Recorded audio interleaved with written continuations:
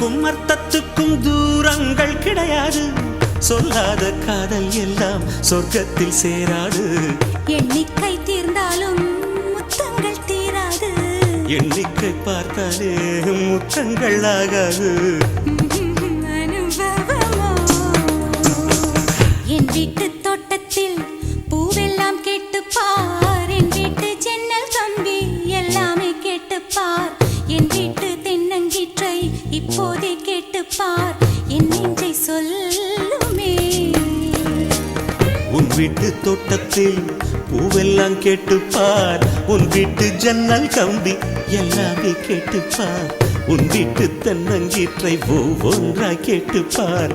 என் பேர் சொல்லுமே.